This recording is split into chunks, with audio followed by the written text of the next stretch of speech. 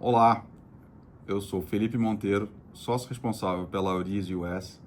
Hoje estou aqui em São Paulo para falar de uma oportunidade de investimentos no mercado imobiliário americano.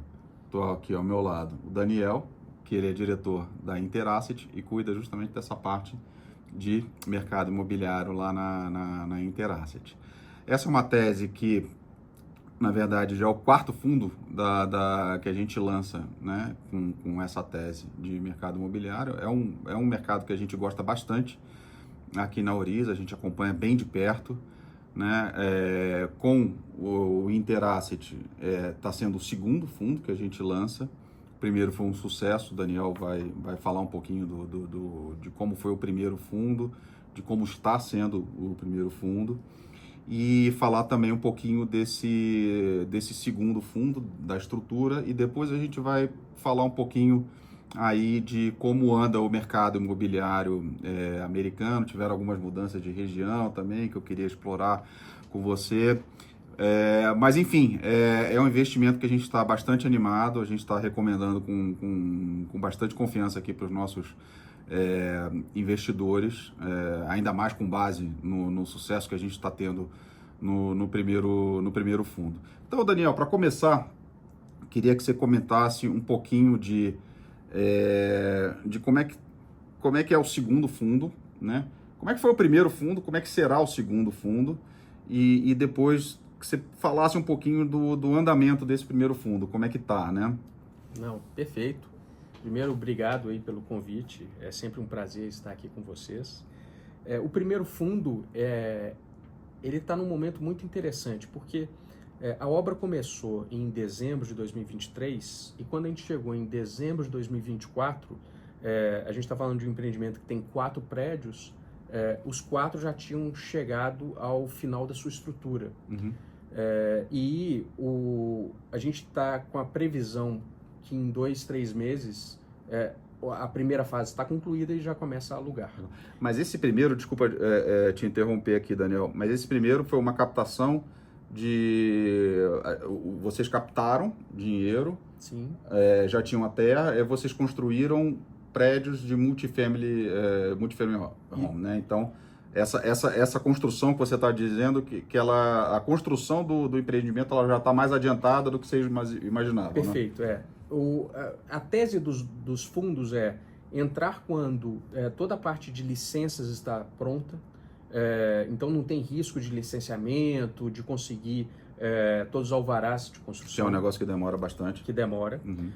Então a gente entra quando começa a construção, então participa de toda essa fase da construção. Quando a construção ela termina, e às vezes, geralmente a gente faz em fases, né? A primeira fase, você já começa a fazer o processo de locação, lembrando que multifamily, o ativo, né, o prédio todo ou o condomínio, ele é todo para locação, ele é um negócio comercial. Ninguém vai comprar um apartamento ali dentro, então todo mundo vai ser inquilino. Tá. Então multifamily, só para esclarecer, são aqueles prédiozinhos de 3 andares, todos, várias unidades, ali moram o quê? Umas 400, 600 famílias ali. Acho que quem foi para Disney certamente já ficou em algum multifamily, com certeza. Quem estudou fora, eu morei num desse, né? Então acho que assim, não é muito comum aqui no Brasil. Não, né? não é. É até interessante, porque assim, quem morou nos Estados Unidos ou quem está indo morar, a chance de você alugar um apartamento em um multifamily é maior do que você alugar um apartamento de um indivíduo, de uma terceira pessoa. Uhum. Só para a gente trazer aqui alguns números, né? No Brasil, ao final desse ano, se eu não me engano, a Sila está com uma expectativa de ter cerca de 11 mil unidades. Aqui no Brasil? No Brasil, 11 mil unidades. Nos Estados Unidos são 24 milhões de unidades de multifamily. Sendo que o mercado total de locação no Brasil são 16 milhões de unidades. Então você tem 16 milhões para 11 mil. E nos Estados Unidos, aí, como lá também tem um mercado de casas muito grandes, você está falando de um mercado de 40 milhões de unidades, sendo que 24 é só da parte de negócio multifamily. Aí, além disso, você tem os single family homes, que também tem uma parte... São as casinhas normais que a gente vê nos filmes, né? Exatamente, e às vezes os condomínios de casas também. Mas então, só para a gente ter uma ideia dessa dinâmica, porque é um mercado que no Brasil, às vezes a gente acha que é a mesma coisa do que o aluguel residencial, é um pouco diferente. Mas é um mercado enorme. Então, nos Estados Unidos, assim, você tem hoje cerca de 6 trilhões de dólares de valor de mercado. E todo ano você tem transações, né, nos últimos 4 anos, em torno de 200 bilhões de dólares entre compras e vendas desses ativos por diferentes players do mercado. Quer dizer, então é isso que o investidor vai estar financiando no final das contas. Né? Quer dizer, e a gente entra no equity. Então, a gente entra no equity no início da construção. O segundo passo é, com a construção concluída, fazer a alocação. E quando está 90%, 95% locado, esse ativo ele já é um ativo gerador de fluxo de caixa e ele vai ser vendido por normalmente um outro investidor institucional, seja um fundo de pensão, seja um family office, que ele está olhando exatamente essa geração de receita e aí a gente vende. Então, basicamente... O fundo, literalmente, o investidor vai ser literalmente dono de um pedacinho desse empreendimento. Exatamente. E aí o ponto aqui é um tipo de investimento que entra o dinheiro de uma vez só no início e sai de uma vez só no final. Na venda Não tem distribuição ao longo do tempo e tal, até porque só no finalzinho do período é que começa a ter um fluxo positivo operacional. Isso até positivo, né, Daniel? Se a gente pensar nessa nova legislação que tem agora, onde todo ano você precisa declarar seus investimentos, o fato de você não ter esses dividendos, ele acaba sendo mais eficiente. Exato. Né? Quer dizer, você não tem que todo ano ir lá recolher ou provisionar o imposto sobre esses dividendos que né, você tem a possibilidade de reinvestir o lucro bruto desse... E tem uma questão até também tributária, do ponto de vista do tipo de distribuição que se faria, e de novo, né, dentro de um prazo um pouco pequeno de tempo. Então, assim, esse é um fundo que o foco dele é ganho de capital. Legal. Eu acho que esse é o principal ponto. Bacana. Agora, no primeiro fundo, vocês escolheram Miami. Exato. Né? E agora, esse segundo fundo é Dallas. Exato. Por que disso? O que vocês estão... Não gostaram de Miami? O que aconteceu? Não, eu acho que a grande questão... Os Estados Unidos está tendo hoje, de uma certa forma, uma migração muito de alguns estados para os estados chamados do Sunbelt. Então tem muita gente saindo da Califórnia, de Nova York, de Illinois, onde fica Chicago, e indo para esses estados, em parte porque a parte tributária e até mesmo o imposto de renda para as pessoas é muito mais baixo. A Flórida não tem estado... imposto de renda estadual, que é uma diferença grande. Nos Estados Unidos, né, gente, assim, você tem imposto de renda federal, estadual e municipal. Sim. No Texas também não tem o imposto de renda estadual. Então, além disso, você tem uma questão de ambiente de negócios que está muito mais produtivo. Então, você tem muitas empresas mudando para esses estados. A Tesla mudou para o Texas? A Tesla mudou, assim, muitas empresas estão migrando para o Texas. E eu acho que um ponto que muitas vezes o brasileiro acaba não tendo essa mesma familiaridade ou essa proximidade é que o PIB do Texas ele é maior que o PIB do Brasil. O PIB do Texas é maior do que o PIB do Canadá. O PIB do Texas... Maior do que o Canadá? Maior do que o PIB da Rússia. Caramba. Então, você tem um estado que é muito forte, que tem um custo de vida mais baixo e um ambiente mais propício para negócio. Então, essa migração toda, o que está acontecendo é que Dallas é a 4ª maior região metropolitana dos Estados Unidos. E aí é Dallas, Fort Worth, Arlington. Ela está crescendo. As 3 maiores, que são Los Angeles, Nova York e Chicago, elas estão diminuindo. Dallas, Fort Worth. Normalmente as pessoas falam de região metropolitana Dallas-Fort Worth. O próprio aeroporto principal é DFW. Ela foi a cidade que mais absorveu demanda de moradias. Caramba. E a cidade que mais criou empregos. Então, quando a gente olha pelo aspecto demográfico, você tem uma movimentação de um crescimento muito grande, e Dallas, ela está no meio disso tudo.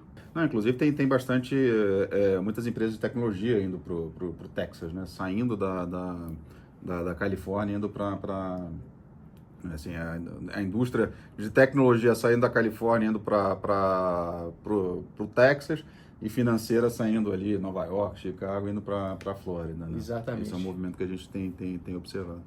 Então esse foi o motivo da preferência aí por Dallas. Na verdade, assim, a gente tem visto e tem interesse e vai trazendo, assim, vai fazendo investimentos no Texas, na Flórida e na Geórgia. São os 3 estados que a gente está olhando hoje focando, como e esse também, esse segundo fundo também vai ser para um investimento multifamily home. Já está licenciado. A obra começou. Já começou? Já começou. E qual é a expectativa de conclusão? A expectativa de conclusão é com um pouco menos de 2 anos, né? E esse é um fundo de 5 anos, porque você também tem um prazo para o lease-up, né? Até alugar tudo, alugar né? tudo e vender. Então esse é um pouco do momento que a gente está. As obras já começaram, e eu acho que uma das escolhas em fazer um fundo por empreendimento é para fazer com que esse prazo ele seja o menor possível. Para concentrar todos os esforços ali, desenvolver mais rápido. Ah, legal. E também poder devolver mais rápido, porque o que a gente acaba fazendo é que para poder ter uma eficiência tributária maior, a gente faz a liquidação da empresa de investimento dos Estados Unidos. Como se fosse o CNPJ, né? Exatamente. Entendi. E aí é melhor fazer assim. Então, se a gente tivesse mais de um também, você ia ter um descasamento entre os prazos. Então, você tem basicamente uma entrada e uma saída dos recursos. A gente tentou otimizar. Quer dizer, e aí você comentou, quer dizer, o prazo, em tese, são 5 anos. Agora, se chegar, por exemplo, o fundo de Harvard, por exemplo, ou uma família dessas aí, bilionária, e quiser comprar um negócio ali na planta, se for um bom negócio, dá para vender. Se for um bom negócio. Quer dizer, isso então, já aconteceu em algum momento de mercado. É mais comum. Dizer, esse prazo pode ser um pouquinho mais curto. Pode.